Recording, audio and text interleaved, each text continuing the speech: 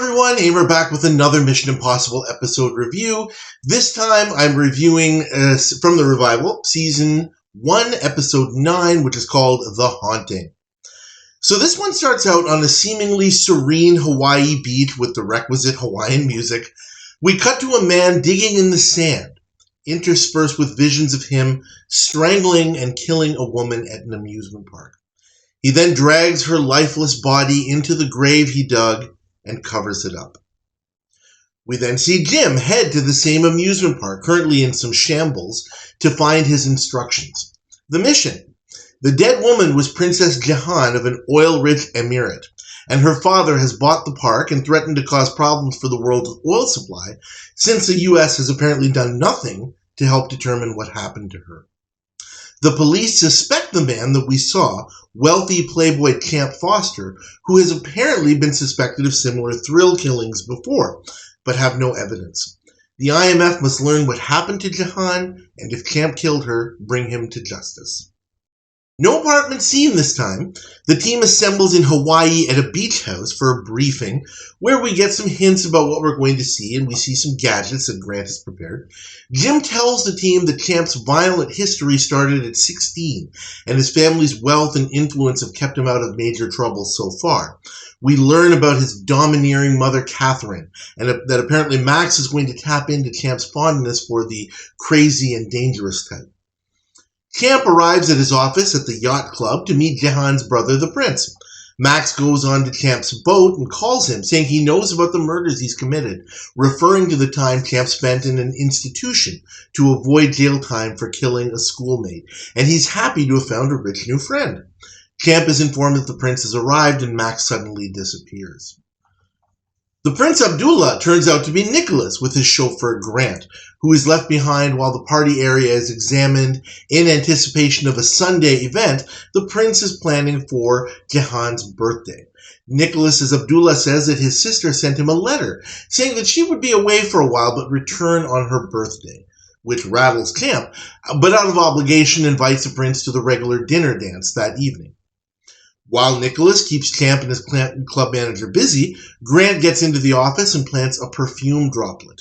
He also manages to get into the yacht club files and transmits the information to the computer at the beach house, avoiding a worker coming in with some boxes. When Champ returns to the office, Grant activates the droplet, and Champ has a flashback to the murder. Max steals the truck of the Spanish dancing troupe, who was a planned entertainment for the dinner dance, allowing Jim to take the gig as a mind reader. Casey dresses up as Jahan was on the night she disappeared, and Grant takes some pictures of her at the amusement park. Champ returns home to find Max, calling himself Eisenhower, having charmed his mother and listened attentively about the night her husband died, and we hear discussions about how she has been trying to arrange seances and other events to try and contact him again. Champ tries to cut things short, but Catherine won't hear of it, and his consternation increases as she invites Max to join them for the party that evening so that she can continue to tell him her stories. Max, as Eisenhower, tells Champ that he was in the facility too, and he gets it. He enjoyed the crimes he committed, and he learned how to control his words and feelings to get away with it by acting crazy. He also said he heard police from various cities talking to Champ's psychiatrist about the murders they believed he committed. Champ wants to know more, but Max says it'll cost him. While the dinner dance is going on, Grant and Casey get into the Foster mansion by disabling the alarm, and they gaslight the parlor area with various gadgets, including a holographic button from the jacket Champ wore on the night of the murder.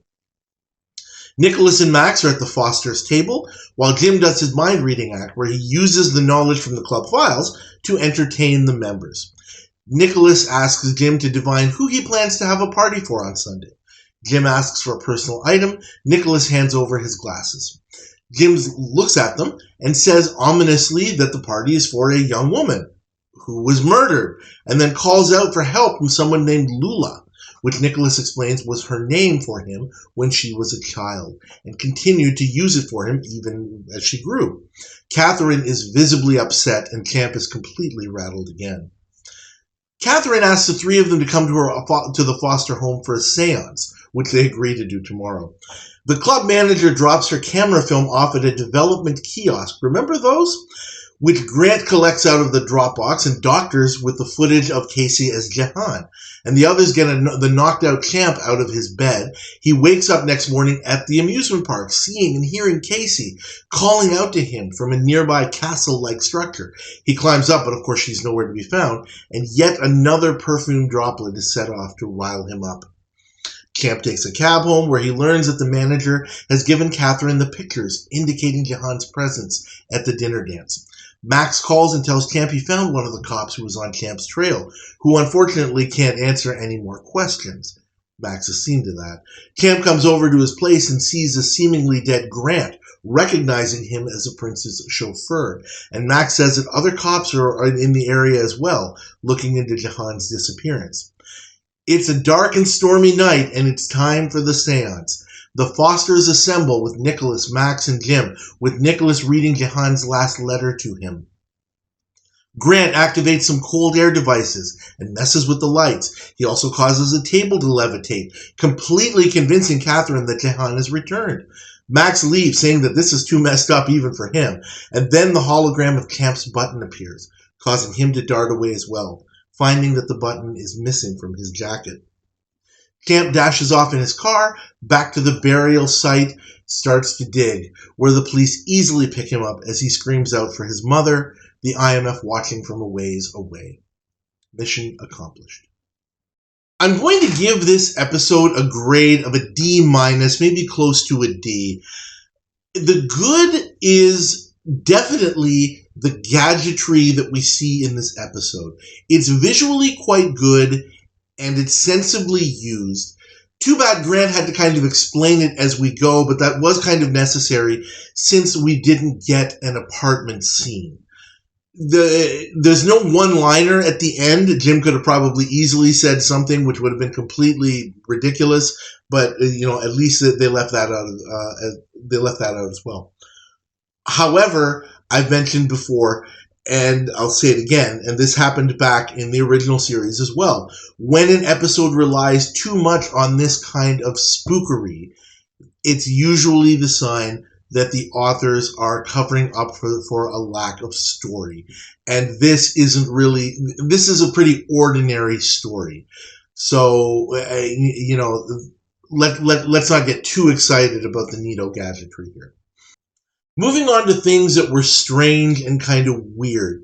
The whole episode, to me, seems like, one of the producers, somebody involved in the production, found this abandoned amusement park and decided, hey, let's make a story kind of surrounding this. Nothing wrong with that necessarily, but I just kind of get that feel.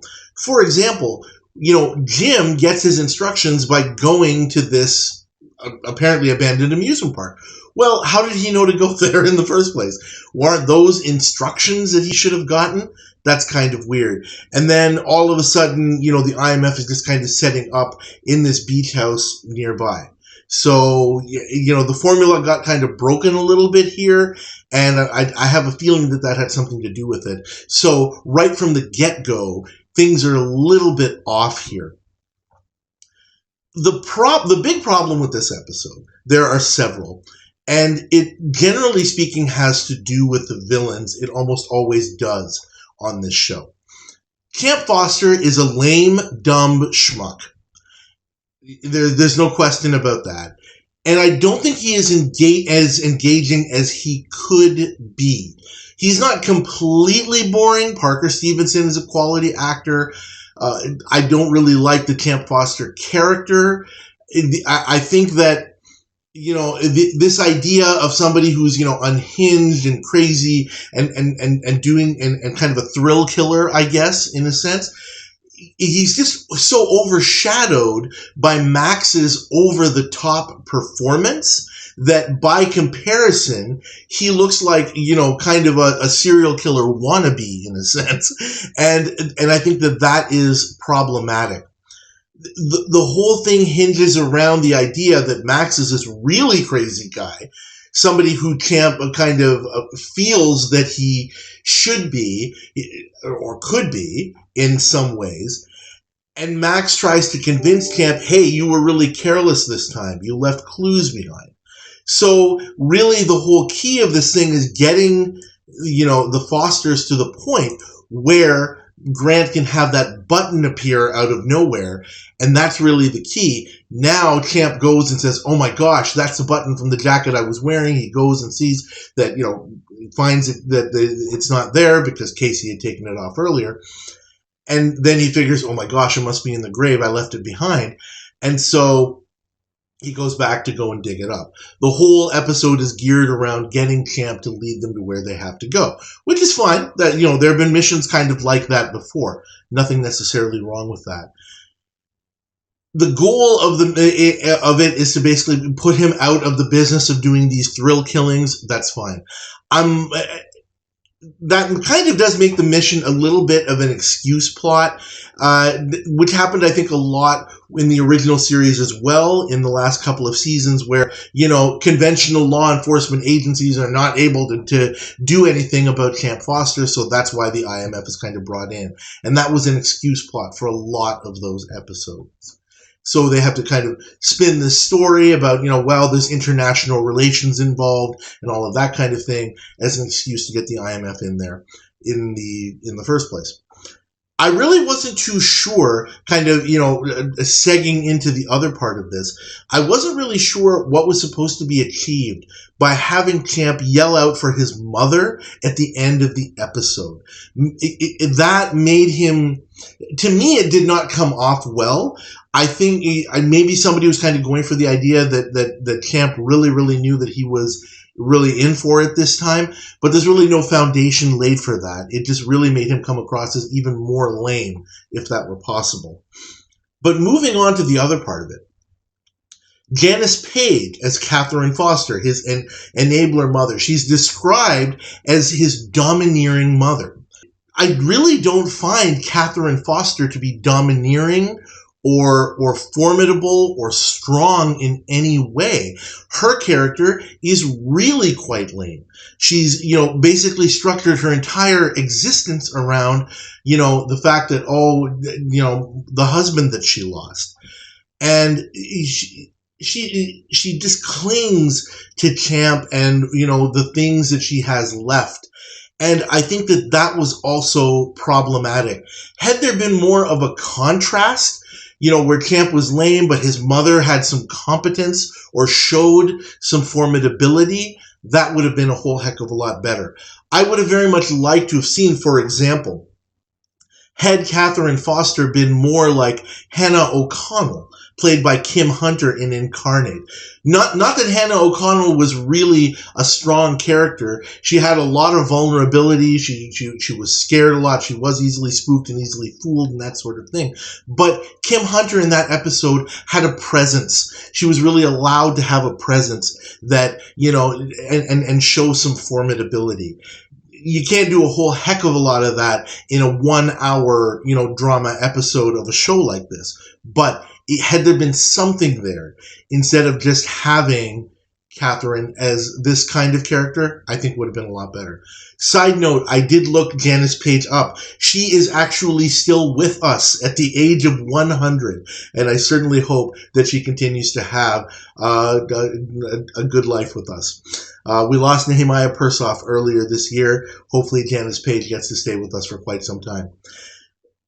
Also bad.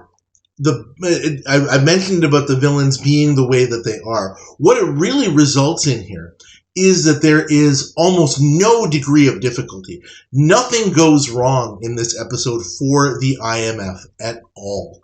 There's not even, a minor contrivance that kind of steers them away from the plot. The closest thing to something going wrong is when Grant is in Champ's office, messing with his computer, and a guy comes in just to, bring some boxes in. Like other than that, there's nothing there. So it belies the idea that this is the kind of task that requires an elite task force like the IMF. When I think of callbacks for this episode, it reminds me, it takes things from many episodes from the original series. For example, the episode The Killing. That one had a very, very decent array. It actually won some Emmys back in the 60s for having a very nice set of special effects and spookery that were used quite well. And as I mentioned, visually, the spookery here is really, really good. It also does kind of remind me a little bit of episodes like Butterfly and also Break from season 7, where the IMF has to kind of, either, get somebody to dig up a body or, prey on somebody's conscience for a murder that they committed, that sort of thing. But I think that the best episode, I've already alluded to it before, is the episode called Incarnate, where they're spooking their mark into leading them to the scene of the evidence that they are looking for. And, taking, in that case it was her, in this case it was him with Cam Foster, kind of saying that, you know what, you have to go back because there's this problem. So that's the biggest episode I think that we can call this one back to. And I think that that's about it. Thank you guys, as always, for watching. Please like this episode review video for what it's worth. This wasn't the greatest episode, but hopefully you like the video. Next episode will be better, I promise you. Please subscribe to the channel so you get notifications as to when new reviews and other videos come out. And please also leave your comments about this episode and others. I look forward to seeing them every time that they do come up. Thank you again, and I'll see you next time.